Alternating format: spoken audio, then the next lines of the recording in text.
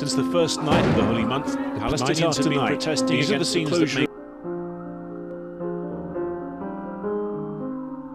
Hizi spaces badala ya kwenda barabarani. Wanakusha tumesumbana na polisi manake. The current mix of tension about race, religion and politics has already led to the biggest Gaza escalation in many months. In a pretty oxymoronic way, my real life began with death. My Asian upbringing taught me to fear it, but if you know me, you know that I'm far from afraid of it. Because I've seen it. I know how cold a body feels when you try to do CPR on it, but the patient's been dead for hours. And the death of hope, the way that life feels when oppression breaks the human spirit.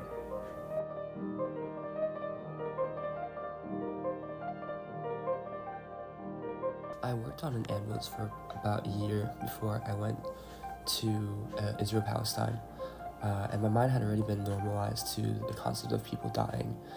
Tel Aviv, though, was my first encounter with my own death. I was walking home from a sex worker health center that I volunteered at, and in the building directly in front of me, I think it was a bar, gunshots rang, and it followed by a mass exodus of people. Israel, at least 2 people have been killed in an attack in the city of Tel Aviv. Police received reports of shootings at multiple locations, one of them a popular nighttime hangout in the center of the city. It became known as the Dizengoff street shooting, and I spent the night hiding in a random stranger's apartment as the police engaged in skirmishes around the city with the shooters in surrounding parts of the city.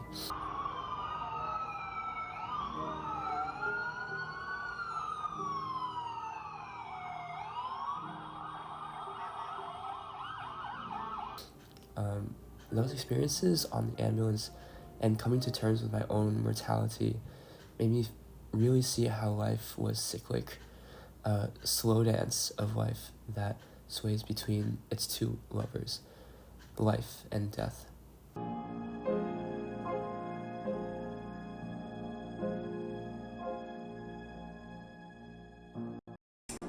Really what EMS made me realize is that we don't talk about death enough in our society, and not just discuss it on a larger scale, but thinking about it individually, discussing it with our friends, with our families, and just talking about what we would want death to look like for us. Because it is something that we all will inevitably face one day, and I know that it's scary to think about, but even just seeing, like in EMS, how misunderstood most are outside of the medical field.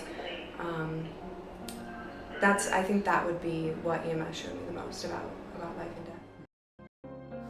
I stood with the Palestinians during their protests outside of Damascus Gate. I gave them medical care and shot photos for their cause, and I felt the spirit of hopelessness. They were driven to fight, but they never knew when victory would come.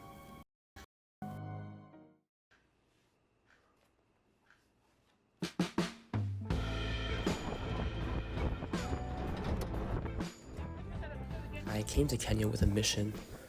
I had these crazy refrigerated backpacks that I would strap onto motorcycle taxis in the remote Pokot region of Western Kenya, but I found a country that was hesitant to change. It was a really difficult time for me. I saw malnutrition beyond repair, healthcare systems falling to their knees just because a power line had just been knocked down, but at the heart of it was endemic corruption. It was a corruption that seeped into every aspect of life, the silent antagonist to anything productive or meaningful. Perhaps the greatest thing that I learned was that the cycle of life and death, systems that seem impossible to change, and the fleeting nature of everything in between is not something to be feared. In fact, it is something that we must come to terms with. And given the inevitability of this cycle, we have to understand that we were never really the center of the story. There is a peace I feel in knowing that although there is not enough power vested within me to fight systematic ills, I was able to at least make the day better for the child and the mom and the sister in front of me.